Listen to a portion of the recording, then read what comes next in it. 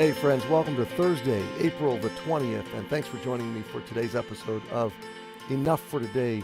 We're in Psalm 77. We just began this psalm yesterday.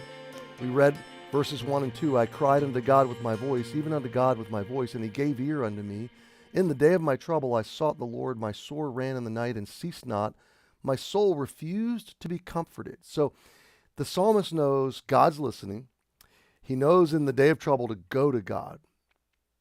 He expresses that all night long his pain was extended in a flowing prayer, essentially, an extended mourning, grieving expression. That's what my sore ran in the night means. His hands were extended, and he was essentially casting his cares onto the Lord, and ceased not. And my soul refused to be comforted. So in spite of all that, the soul was melancholy.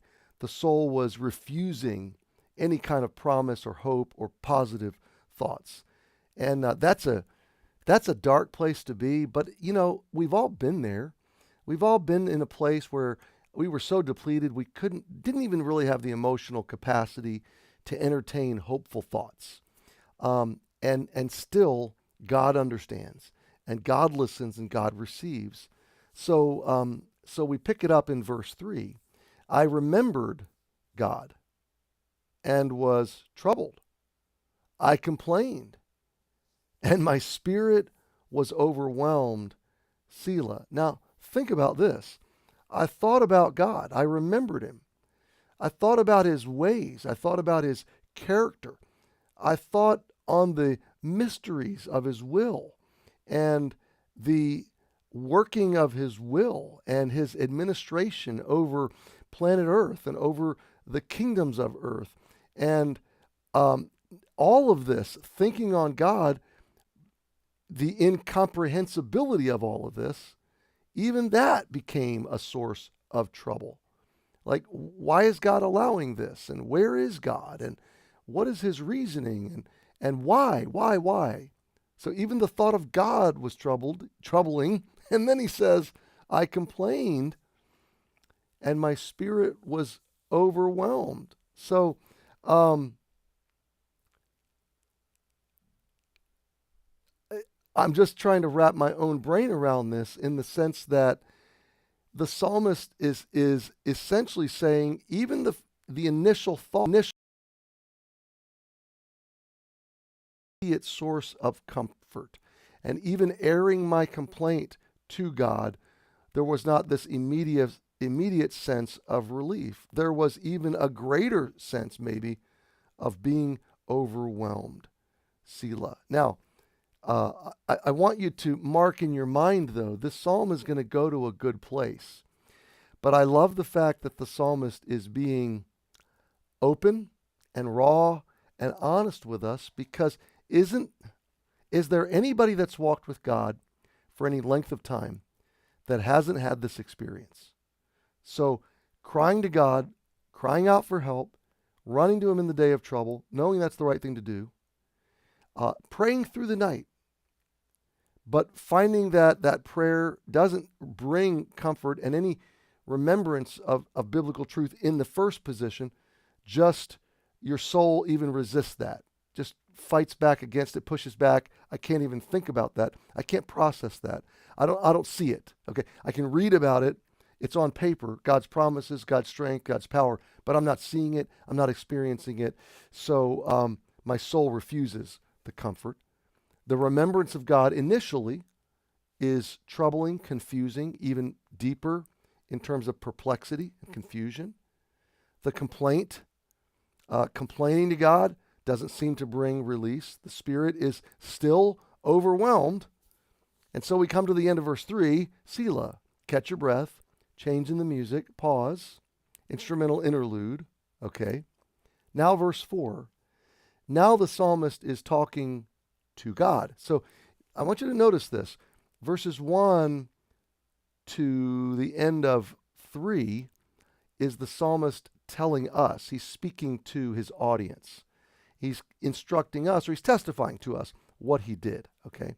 Now the direction turns, and the psalmist looks up and now is speaking to God in prayer in the psalm. Thou holdest mine eyes waking. I'm so troubled that I cannot speak. God, you're keeping me awake. You're not letting me get sleep. You're not giving me the comfort that I was hoping I would find.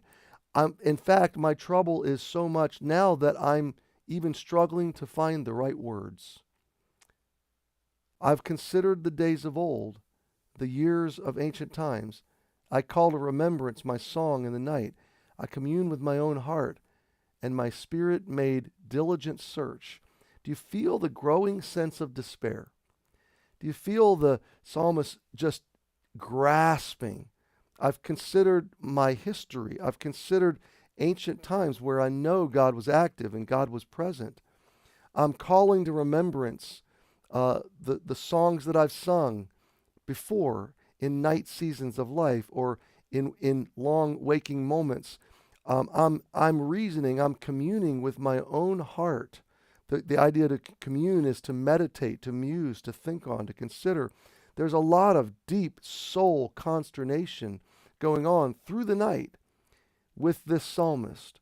I'm communing with my own heart, and my spirit made diligent search. So in this moment, where even the remembrance of God is not bringing relief, even the deep considerations of my long testimony, my long history with God, and God's long history with his people, none of this is bringing a relief.